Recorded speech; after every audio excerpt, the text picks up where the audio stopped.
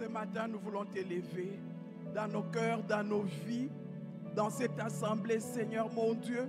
Nous voulons t'élever au roi des gloires. Toi, le seul capable de changer, de transformer tout un être, Seigneur mon Dieu, afin de le rendre, Seigneur mon Dieu, mon roi, digne et parfait par rapport à toi, Jésus. Nous te louons, te bénissons parce que ce n'est pas au hasard que tu nous as appelés à ce rendez-vous. C'est parce que tu es là, tu es présent, Seigneur, et tu veux nous faire à tous du bien.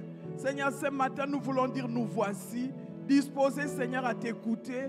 Fais-nous du bien au travers de ta parole. Permets qu'elle trouve la place qu'il faut dans chacune de nos vies et qu'elle apporte la transformation dont nous avons besoin, afin que, Seigneur, nos vies puissent servir à ta gloire.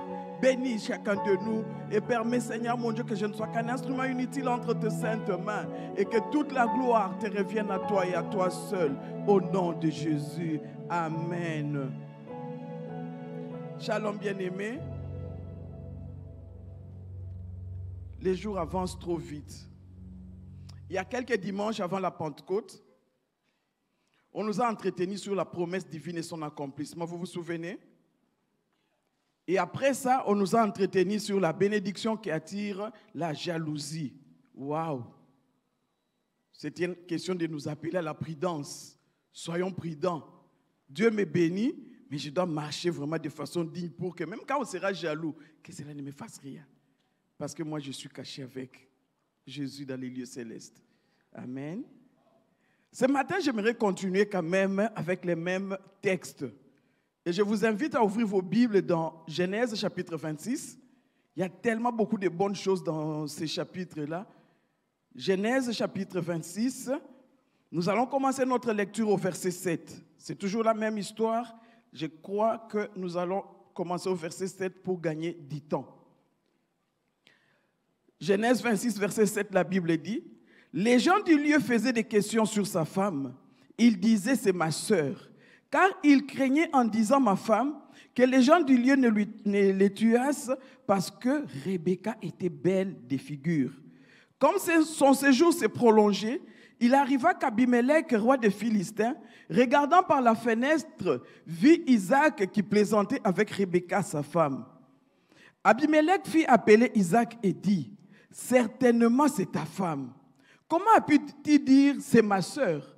Isaac lui répondit, « J'ai parlé ainsi de peur de mourir à cause d'elle. » Et Abimelech dit, « Qu'est-ce que tu nous as fait? Peut-ce qu'il fallu que quelqu'un du peuple n'ait couché avec ta femme et tu nous aurais rendus coupables. » Alors Abimelech fit cette ordonnance pour tout le peuple. Celui qui touchera à cet homme ou à sa femme sera mis à mort. Nous allons nous arrêter là, bien-aimés. Un court texte dans une longue histoire, parce que le chapitre 26 raconte l'histoire d'Isaac.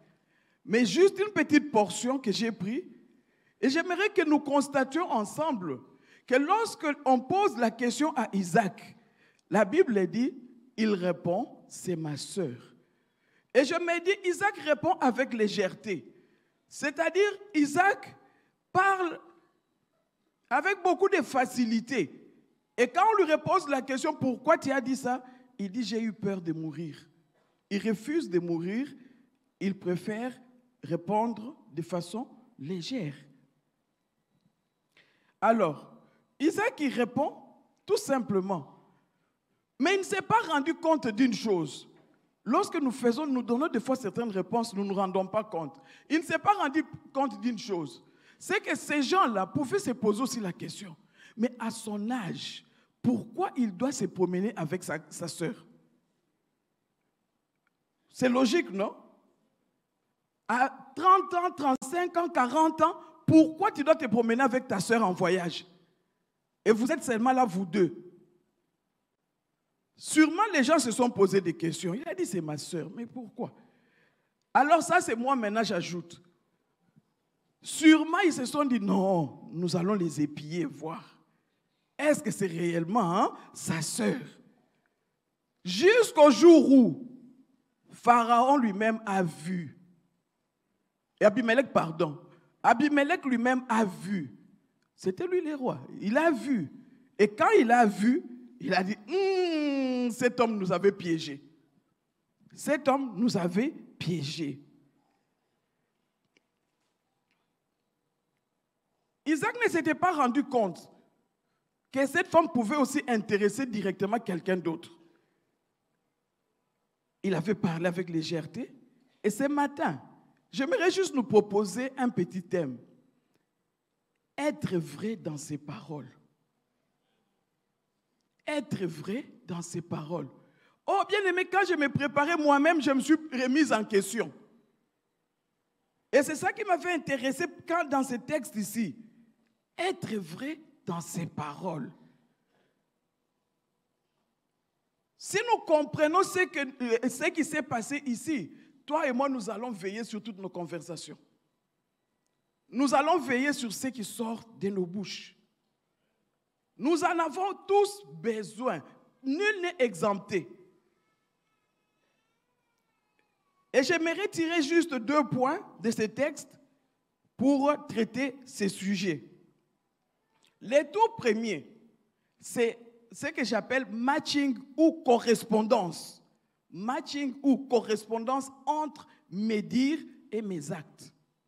Waouh! Moi-même, j'ai commencé à réfléchir. La correspondance qu'il y a entre ce que moi j'ai dit et ce que moi je pose comme acte. Isaac a dit, c'est ma sœur. Ce sont ses dires à lui. Mais on a vu les actes d'Isaac, on prouvait que ce n'était pas sa sœur, c'était sa femme. Combien de fois moi aussi j'ai eu à faire des choses comme ça? Combien de fois j'ai eu à dire des choses comme ça? Combien de fois? Lorsque, bien aimé, il n'y a pas une correspondance entre ce que j'ai dit et ce que j'ai fait, on peut aussi appeler ça mensonge. C'est vrai ou c'est faux? C'est ce que nous disons. Quand quelqu'un dit des choses et ne les fait pas, c'est un menteur. Ouais. Ou ce n'est pas vrai ce qu'il avait dit, c'est un menteur.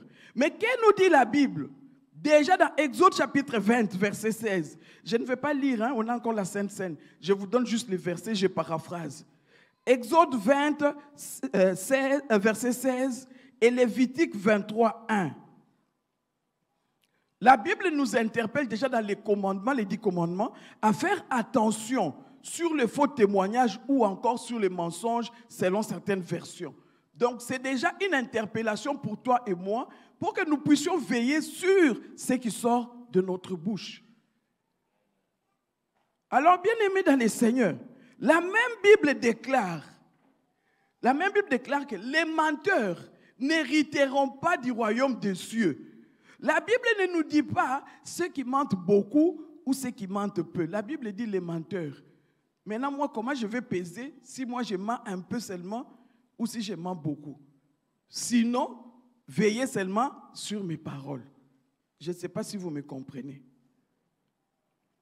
Apocalypse 21, 27. Apocalypse 21, 27. Apocalypse 22, 15. Ces 2 passages parlent de dehors les menteurs et ceux qui aiment et pratiquent les mensonges. J'espère que parmi nous, nous sommes exemples de ces choses. Un accident peut arriver. On se répand dès qu'on réalise, mais que nous ne sommes pas de ceux qui aiment les mensonges. Il y a des gens bien aimés, dès qu'ils ouvrent la bouche, la phrase qui va sortir, c'est un mensonge. Dès qu'on ouvre la bouche, c'est à se poser des questions. Comment ces personnes sont tellement habiles pour rassembler ce qu'il faut et bien présenter ça de telle sorte qu'on puisse même emballer la personne qui écoute, jusqu'à ce que ça lui prenne un peu de temps avant qu'elle comprenne que c'était un mensonge. Et Jacques chapitre 3, 9 à 11. Jacques chapitre 3, 9 à 11 va dire ceci. Est-ce que d'un même robinet ou d'une même bouche, on peut faire sortir ce qui est amer et ce qui est doux? On peut avoir l'eau chaude et l'eau froide qui sort et chacun reste dans son état, pas devenir tiède. la même source, peut-elle produire des choses mélangées? Tu es quelle sorte de source? Isaac a trouvé que c'était facile. Isaac, c'est qui? C'est ma sœur. Isaac, c'est qui? C'est ma sœur. Et sûrement, il y avait des gens qui commençaient à regarder. La sœur en question, elle est très belle. Hein? Qu'est-ce que tu as l'habitude de faire ou de dire? Bien-aimé, si je suis appelé à faire attention, pour être vrai dans mes paroles, donc je dois, premièrement, éviter de trop parler.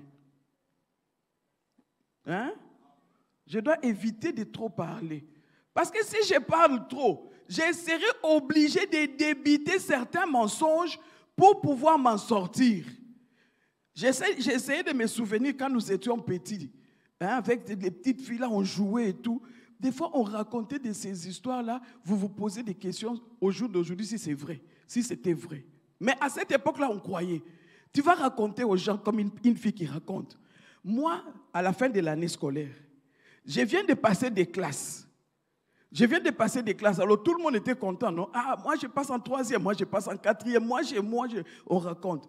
À la rentrée, maintenant, puisque tout le monde va voir, et raconte ceci. Dans notre école, on n'a pas trouvé des bancs pour moi dans la classe dans laquelle j'ai passé. Il n'y avait pas une place vacante pour moi. Alors notre monsieur a décidé de mettre pour moi un banc dans la classe inférieure pour que je... Mais à cette époque-là, on gobait. Okay. Qu'est-ce que vous voulez? Mais maintenant, comment on peut étudier? Monsieur va enseigner en 4e et puis vient en 3e pour t'enseigner toi. Est-ce que c'est normal? À cette époque-là, on gobait. Mais il y a des fois, même au jour d'aujourd'hui, même des chrétiens, nous racontons des histoires à dormir debout. Est-ce que nous pouvons faire attention? Isaac n'avait pas réalisé qu'il y avait des conséquences. Isaac ne s'était pas rendu compte des conséquences. Et l'impression que j'ai, Isaac ne connaissait pas l'histoire de son père. Vous connaissez l'histoire de son père? Il a connu la même expérience, n'est-ce pas? Malheureusement, avec lui, c'était aller plus loin. Et ça encore, c'est quelque chose qui doit nous interpeller. C'est quelque chose qui doit nous interpeller. Isaac n'avait pas réalisé, c'est Abimelech qui vient lui dire, « Ça n'est fallu que l'un d'entre nous couche avec ta femme. » Bien-aimé, évitez de trop parler. Vous avez une personne qui m'a intéressé quand je parle d'éviter de trop parler, c'est Nicodème. Nicodème, là, en général, nous connaissons son histoire dans Jean chapitre 3, où Nicodème est venu de nuit vers Jésus. Quand il vient de nuit, c'est-à-dire il a peur, n'est-ce pas? Il ne veut pas perdre son poste, il ne veut pas perdre son titre, son autorité dans les pays où on le connaît, c'est un grand homme. Il ne veut pas, il vient la nuit et personne ne me voit. Peut-être même qu'il s'était déguisé. Mais quand on lui a dit de naître de nouveau, la Bible nous dit que Nicodème est rentré déçu, fatigué, mais la Bible ne fait plus de commentaires. Nous sommes au chapitre 3 de Jean. Mais vous savez quoi? Au chapitre 19 de Jean, verset 39, on retrouve Nicodème. On dit, lorsque maintenant Jésus est mort, il y a d'abord Joseph d'Arimathée, donc les gens, les disciples de Jésus en secret. Il y a Joseph d'Arimathée et il y a Nicodème. Oh, Nicodème, tu t'étais converti, tu croyais en Jésus. Mais ça fait partie des gens qui, je n'ai rien dit, je n'ai pas donné de réponse. Mais je suis parti, ça m'a travaillé, j'ai pris une décision. Des fois, parler n'aide pas. Mieux vaut fermer la bouche et poser l'acte. Ça vaut plus que parler. Que Dieu nous aide. Que Dieu nous aide. Bien-aimés, le temps me manquerait de commencer à aller dans certains détails, mais je crois que tous, nous comprenons et nous sommes d'accord que lorsque nous parlons un peu trop, nous risquons de faire sortir des choses qu'il ne faut pas. D'où la première des choses, je dois éviter. Si je veux une correspondance entre mes dires et mes actions ou faire, je dois éviter de trop parler. Quand est-ce que je dois parler? Qu'est-ce que je dois dire? Comment est-ce que je dois les dire? Tout ça, ce sont des choses que je dois considérer. La deuxième chose, toujours dans mon sous-point de la correspondance entre les dires et les actes, c'est le respect de la parole donnée. Le respect de la parole donnée. Le respect de la parole donnée, bien aimé, c'est d'abord l'exécution de ce que nous disons. Ça, de façon simple. La plupart d'entre nous, parents ici, on a fait la promesse. Ne pleure pas, hein? Vous connaissez, non? Ne pleure pas. À mon retour, je fais quoi? Je vais amener un bonbon, hein? Ou un biscuit, hein? Pauvre enfant aussi fait quoi?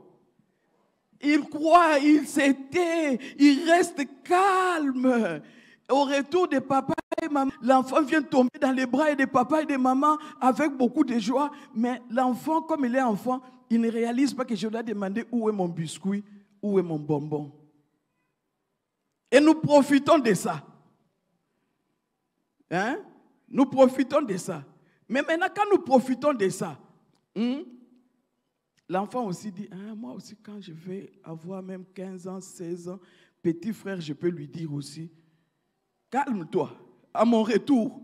Je ne sais pas si vous n'avez pas encore vu ça à la maison. Moi, j'ai vu ça, grand frère faire à petit frère aussi la même chose. Calme-toi, à mon retour. Le modèle vient d'où? Et demain, nous allons dire, l'enfant a appris à mentir. Il ne faut pas mentir. Que Dieu nous aide. Que Dieu nous aide, bien-aimés. Vous savez, ces choses sont compliquées. Même moi qui vous parle, j'ai besoin que Dieu m'aide. Que Dieu m'aide. Je suis allé loin. J'ai commencé à réfléchir dans les couples. Dans les couples, vous savez, quand nous sommes à deux là, je vais t'acheter les vélos. Vous connaissez?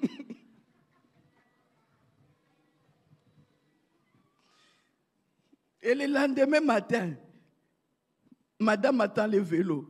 Elle attend, ça ne vient pas. Elle commence à regarder. Et les vélos en question. Bon, mais c'est mon mari, hein? Qu'est-ce que je peux bien faire? Je l'aime, non? Même s'il n'y a pas de vélo. Ce n'est pas pour ça que je l'avais aimé. Donc je continue à l'aimer. Et puis après, il y a encore une autre promesse. Et puis après. Et puis elle commence à te regarder. Elle dit, j'aime mon mari, mais il me ment beaucoup. Mais il n'ose pas te dire que tu mens. Elle n'ose pas. Parce que tu es son mari. Elle t'aime. Ce n'est pas qu'elle ne t'aime pas. Mais les dire. Attention. Qu'est-ce que nous disons? Qu'est-ce que nous promettons? Dans notre joie, dans notre euphorie, qu'est-ce que nous promettons? Qu'est-ce que nous disons? Bien-aimés, ce sont des choses terre à terre, mais que Dieu nous aide. Que Dieu nous aide. Isaac a voulu se protéger. C'est-à-dire, Isaac a vu son intérêt. Même quand j'agis aujourd'hui, quel que soit l'endroit où je me trouve, bien aimé, je regarde d'abord mon intérêt. L'enfant là qui j'ai dit, je vais t'apporter les biscuits, c'est mon intérêt. J'ai déjà calculé, si je marche avec lui, il va encore être lourd pour moi. Je vais faire, non, que l'enfant reste. Je vais me débrouiller. Pour qu'il reste, je trouve une solution. Mon intérêt. Partout où je passe dans la société, je pose ce genre d'actes, mon intérêt. Isaac ne voulait pas la mort. Moi aussi, je ne veux pas la mort. Bien aimé, la Bible dit, Matthieu 23, 3, faites donc et observez tout ce qu'ils vous disent, mais n'agissez pas selon leurs œuvres, car ils disent et ne font pas. Nous connaissons, non? De qui on parle? Nous connaissons. Les pharisiens. Qu'on ne dise pas cela de toi et moi, s'il vous plaît. J'ai même envie d'aller loin pour dire, vraiment pardonnez-moi toutes les fois où moi j'ai dit et j'ai manqué. Que Dieu nous aide quand nous entendons ce genre de choses pour que nous soyons des personnes transformées. Bien-aimés, combien de fois nous disons de bonnes choses, mais nous ne les faisons pas? Combien de fois? Ce que nous disons, combien de fois nous ne le faisons pas? Le respect de la parole donnée, bien-aimé, c'est honorer aussi ses engagements. C'est ça, respecter la parole donnée. J'ai donné une parole, je me suis engagé, je respecte. Ouais. C'est respecter. Mieux vaut ne rien dire que parler. Nombre 30, verset 3. La Bible dit, lorsqu'un homme fera un vœu à l'Éternel ou un serment pour se lier par un engagement, il ne violera point sa parole. Il agira selon tout ce qui est sorti de sa bouche. Ça, ce n'est pas moi, c'est la Bible. Si vous lisez, vous allez voir plus loin, ça continue avec l'histoire de la femme qui est sous l'homme. C'est vrai. Mais si vous allez dans Proverbes, le temps me manquerait de commencer à lire tous les versets avec vous. C'est là où vous allez comprendre que cette affaire nous concerne tous. Proverbes 17, 18, que vous pourrez lire. Proverbes 17, 18, 20, 25, 22, 26. Bien-aimés dans le Seigneur, nous nous engageons dans des choses, mais nous ne réalisons pas. Ce n'est pas une bonne chose. Remarquez avec moi que parler, c'est facile. Hein? Parler, c'est facile. Des fois, on n'a même pas le temps de beaucoup réfléchir. C'est facile. Mais exécuter ce qui sort de nos bouches pose un problème. Et c'est ça la raison d'être du fait que il y a beaucoup de promesses non accomplies. On t'a fait des promesses qui ne sont pas accomplies. Tu as fait des promesses qui ne sont pas accomplies. Et demain, nous sommes tous en train de pleurer. Mais pourquoi Dieu ne me bénit pas? Pourquoi Dieu n'agit pas dans ma vie? Oh, j'aime les femmes comme Anne, la mère de Samuel. Anne, la mère de Samuel, fait un vœu à l'Éternel. Elle fait une promesse. Elle dit, Seigneur, si tu me donnes un enfant mâle, je vais te le donner. Bien-aimé, je me suis toujours posé la question. Parce que la Bible dit, dès que le petit Samuel fit ses vrais, Anne l'a amené à l'église, au temple, au temple. Dès que le petit a été sévré, il a été amené au temple. Il a été sévré à quel âge? À quel âge le petit là est parti au temple? Et la Bible nous dit, il dormait où? Dans les temples, pas dans une chambre. Alors, vous pouvez vous imaginer, je suis mère, j'essaie de m'imaginer, mon fils, quel âge? Même si je disais qu'il a été sévré à 5 ans, un enfant de 5 ans, nous savons comment il se comporte, non? A-t-il besoin d'une maman ou pas? Mais maintenant, la Bible nous dit que cet enfant a été amené au temple. Sa maman partait le voir une fois l'an pour lui amener la nouvelle robe.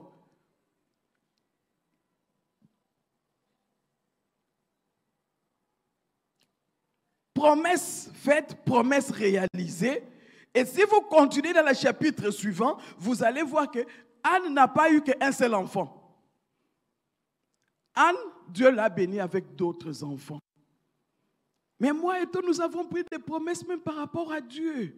Nous avons pris des engagements, même par rapport à Dieu. On ne les a pas honorés. Désormais, comme tu m'as donné du travail, tu auras toujours la dîme. Je vais donner les offrandes pas comme je donnais avant. Désormais, comme tu m'as donné un travail, je serai toujours présent dans l'église. Désormais, parce que tu as fait, je lirai toujours ma Bible. Mais après 3 mois, tu réalises toi-même que tu n'as pas accompli ce que tu avais dit. Et tu veux seulement, Seigneur bénis-moi, Seigneur bénis-moi. Vous savez, notre société est malade parce que nous parlons plus bénédiction au lieu de parler de comment je peux marcher avec celui qui bénit pour être béni. L'enseignement ou les prédications sur la bénédiction, sans savoir comment tu dois te comporter, ne tiennent pas. Ne tiennent pas. On ne peut pas apprendre seulement à savoir comment papa doit me donner, sans savoir comment moi je dois marcher pour que papa me donne. Bien aimé, que Dieu nous aide. La troisième chose, réfléchir avant de parler. Réfléchir avant de parler. Nous connaissons tous l'histoire de Pierre et Jésus. Jésus dit à Pierre, Pierre, cette nuit même, tu vas me renier. Seigneur, moi là, moi, vraiment moi, tu me vois moi, est-ce que je peux te renier? Les coqs chantent seulement comme ça, Pierre se souvient. Et la Bible dit, il regarde Jésus, Jésus les regarde. Pierre, je t'avais dit quoi? Tu ne comprends pas grand-chose. Tais-toi. Avant de répondre, réfléchis. On raconte cette histoire, c'est une histoire qu'on raconte. Une belle-mère est venue assister sa belle-fille qui a accouché. La belle-mère est dans la joie, ma belle-fille a accouché. Et quand elle est arrivée, je ne sais pas combien de jours après, la belle-fille devrait aller avec l'enfant à l'hôpital. Et comme ils habitaient seulement, donc les couples, les bébés et la belle-mère est restée à la maison, elle s'est dit, ma belle-fille est partie à l'hôpital et elle va sûrement traîner. À son retour, elle doit encore venir faire tous les travaux ménagers, tout ça. Non, moi je vais l'aider, je vais un peu aider ma belle-fille. La belle-mère s'est levée de bonne foi. Elle a balayé la maison, elle a terminé, mais elle a fini, elle a arrangé ce qu'elle pouvait arranger, elle a terminé. La belle-fille qui revient de l'hôpital, elle n'a pas aussi réalisé que qui était à la maison. Elle est entrée dans la maison, à peine entrée au salon, la belle-mère n'était pas au salon. À peine entrée au salon, elle regarde. Oh, mais qui a bougé la table comme ça? Qui a bougé la table? Elle a crié. Hein? Qui a bougé la table comme ça? Qui a bougé la table? La belle-mère était dans la chambre. La belle-mère a entendu la belle-fille crier. Elle s'est tue. Elle n'a pas osé dire c'est moi directement. Elle s'est tue. Elle a laissé la belle-fille qui a crié. La deuxième fois, quand elle a élevé la voix en criant, elle s'est souvenue que c'est la belle-mère qui était restée à la maison. Donc, si on a bougé la table, qui peut avoir bougé? C'est la belle-mère. Confuse maintenant, elle est entrée dans sa chambre. Mais vous savez quoi? Quand elle avait parlé, est-ce qu'elle avait réalisé comme Isaac qu'il y aurait des conséquences? Elle n'avait pas pensé aux conséquences. Elle avait vu seulement sa table. Mais la table, même si on l'a enlevée, même si on l'a mis dehors, tu peux la remettre dans la maison, non? Quoi de plus facile que de prendre et de remettre? Parce que c'est ma table, je l'aime comme ça. Au lieu de crier, crier fait quoi? Crée des conséquences. Bien-aimés, attention, réfléchissons avant de parler. Ne soyons ni comme cette belle fille, ni comme Pierre. Réfléchissons avant de parler. J'aimerais bien aimer que nous puissions considérer maintenant les implications d'être vrai dans sa parole. Si moi je suis vrai, véridique dans mes paroles, dans ce que j'ai dit, s'il y a une correspondance, y a-t-il des implications ou encore des conséquences? Je vais vous dire oui, il y en a et des meilleures. Il y en a.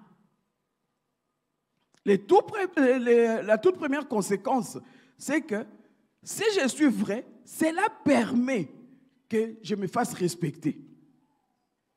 Les respects bien-aimés ne s'imposent pas. Les respects s'acquièrent. Donc, ma personne à moi, là, quand les gens me voient, ils vont me respecter.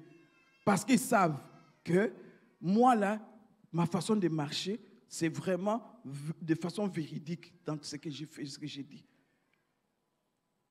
Ça va permettre aussi que lorsque moi je donne les ordres, que les gens puissent exécuter. Je ne sais pas si vous comprenez ce que je suis en train de dire. Parce que c'est comme si c'était une chaîne.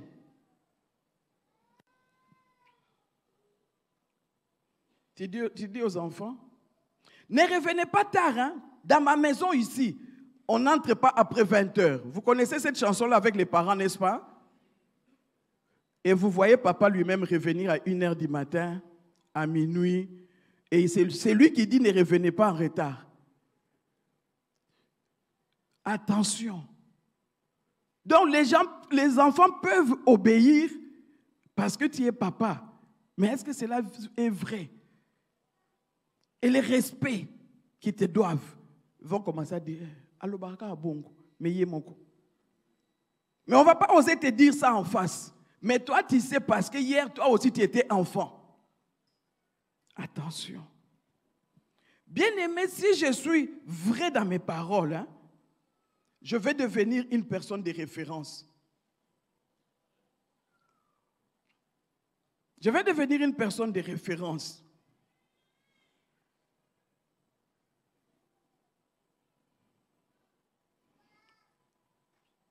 J'étais en train de réfléchir sur les noces de Cana. Si Marie a pu dire aux autres, faites ce qu'il vous dira, c'est parce qu'il savait que ce que son fils dit, c'est ça qui est, ça se réalise.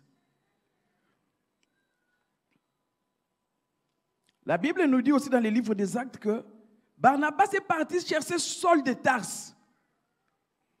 Pourquoi il était parti le chercher? Parce que c'était quelqu'un qui était digne de confiance, c'était une personne de référence.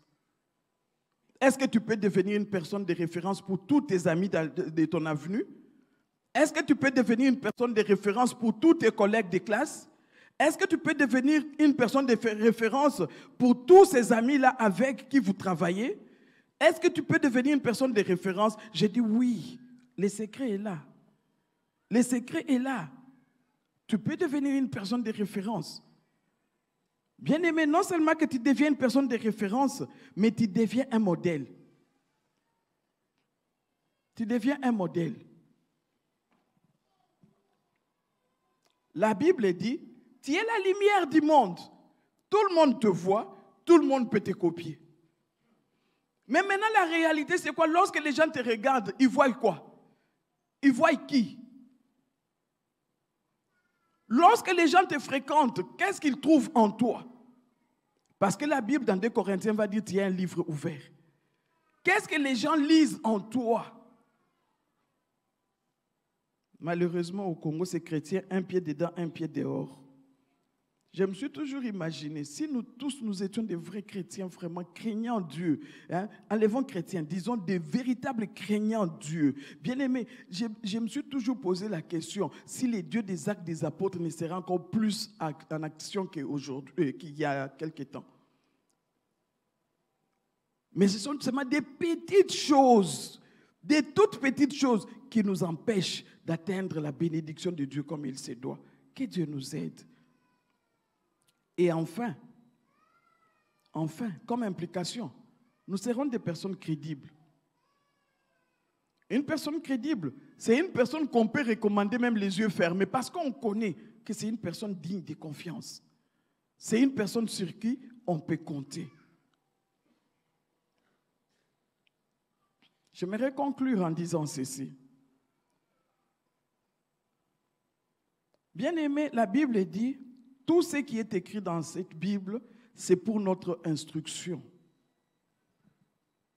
L'histoire d'Isaac, par rapport à cette portion que nous avons eu à lire, est un enseignement pour nous, pour que toi et moi, nous puissions veiller sur ce qui sort de notre bouche.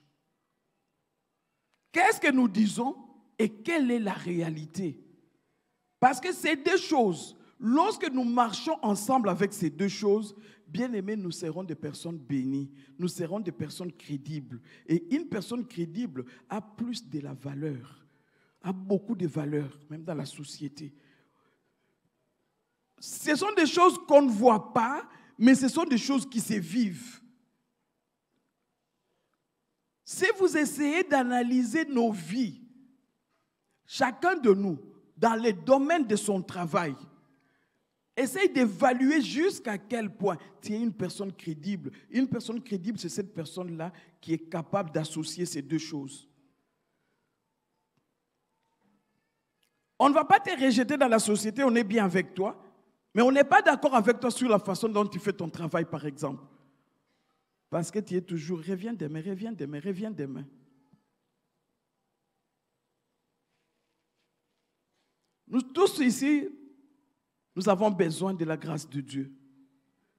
Nous allons prier.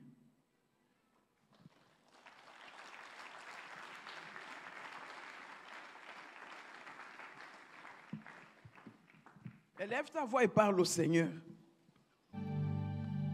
Il est le seul capable de t'aider, de m'aider pour que ma vie puisse être réellement transformée. Pour que je puisse vivre de façon à lui plaire. Pour que je puisse arriver à accorder mes paroles et mes actes. Il est le seul capable. Il est le seul. Et pour que cela se réalise, ça va dépendre de l'état de mon cœur. Ça va dépendre de ma relation avec Dieu. Ça va dépendre du niveau de crainte de Dieu qu'il y a dans ma vie. Élève ta voix et commence à parler à ton Dieu. Tu le connais, il te connaît. Il connaît même ce que toi tu n'as pas osé dire. Il sait.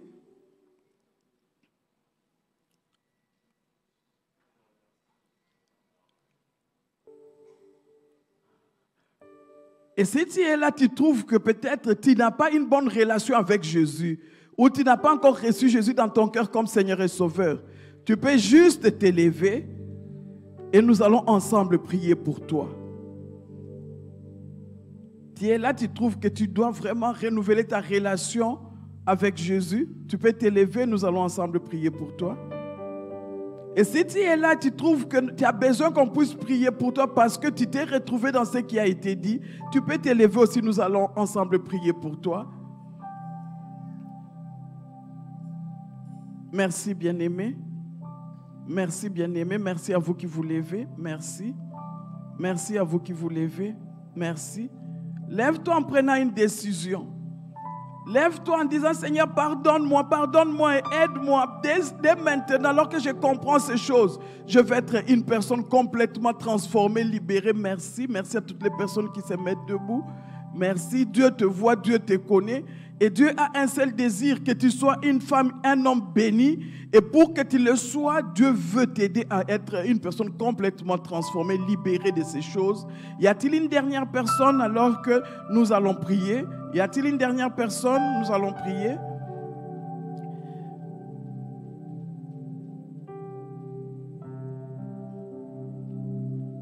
Merci, merci à vous tous qui vous êtes levés. Merci.